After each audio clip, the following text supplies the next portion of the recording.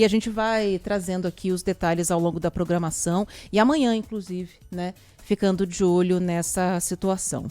Vamos voltar os nossos olhos aqui para a situação no Brasil também, porque está acontecendo lá no Senado a entrevista, né, a sabatina que os senadores estão fazendo com o indicado por Lula para assumir a presidência do Banco Central a partir do ano que vem. Gabriel Galípolo, né, que até então era integrante da equipe do Ministério da Fazenda de Fernando Haddad, foi indicado para esse cargo. O Rafael Procópio é quem está aqui com a gente e vai trazer informações sobre essa sabatina. Procópio, tudo bem? Boa tarde. Ana, Joel, boa tarde a vocês, boa tarde a todos que estão com a gente. Seguimos aqui acompanhando a sabatina de Gabriel Galípolo, ele que está sendo aqui questionado e entrevistado pelos senadores da Comissão de Assuntos Econômicos há mais ou menos umas 3 horas.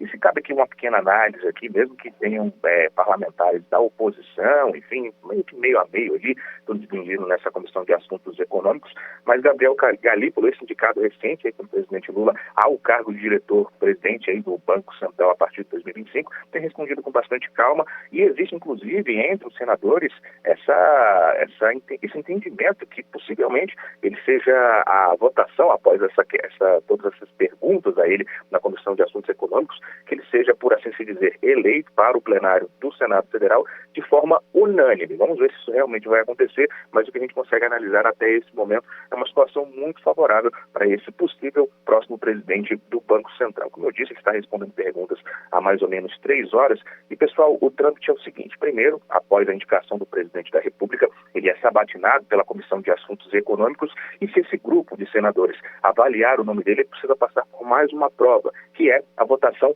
no plenário do Senado Federal, onde os 81 senadores da República vão avaliar essa possibilidade dele ser o próximo presidente do Banco Central. Um trâmite muito comum, aquele que a gente já acompanhou, por exemplo, para a indicação de ministros do STF. É diferente que para o ministro do STF, a votação passa primeiro pela Comissão de Constituição e Justiça e depois para o Senado da Casa. A gente segue acompanhando aqui toda essa questão, mas muito provavelmente ele vai ser aprovado em breve. Já estamos agora na última rodada de perguntas. Na verdade, Gabriel Galípolo já está respondendo os últimos 3 senadores que fizeram alguns questionamentos e a tendência é que ele seja aprovado aí com certa tranquilidade, se não com unanimidade.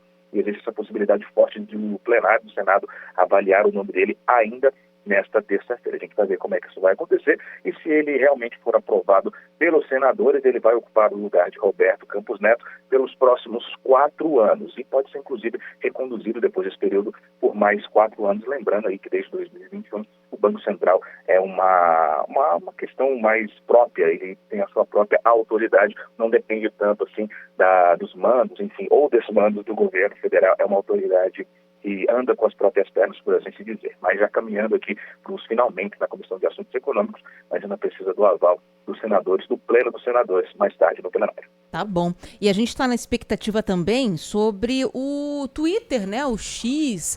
A Dona Maria recebeu a transferência, né, Joel, para conta dela e perceberam que não era para conta dela, agora jogaram para conta certa. A grana da multa, né, que o X teve que pagar, que foi determinada pela Justiça aqui no Brasil. Quando é que eu vou poder voltar a xingar muito no Twitter, o Rafael Procópio? Eita, essa pergunta aí é pergunta de milhões, com e sem trocadilho, né? É isso que a gente quer saber. Quando isso exatamente vai acontecer, a gente vai ter que esperar a manifestação da Procuradoria-Geral da República. O que a gente tem é que a Caixa Econômica Federal já confirmou que fez a transferência dos 28 milhões de reais que foram depositados aí relativas às multas do antigo Twitter, o X. A rede social tinha informado aí ao STF que tinha feito pagamento, mas esse dinheiro, pessoal, tinha ido para uma conta do Banco do Brasil. É um pouco difícil de acreditar nessa história ainda hoje.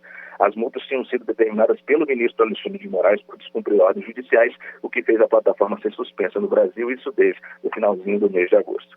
Já que esse erro foi consertado, como eu disse, cabe agora à PGR, a Procuradoria-Geral da República, se manifestar ao pedido feito pela empresa para retomar as atividades do país. Então precisa desse aval, dessa assinatura da PGR para que isso possa efetivamente acontecer, para que o X seja desbloqueado no nosso país.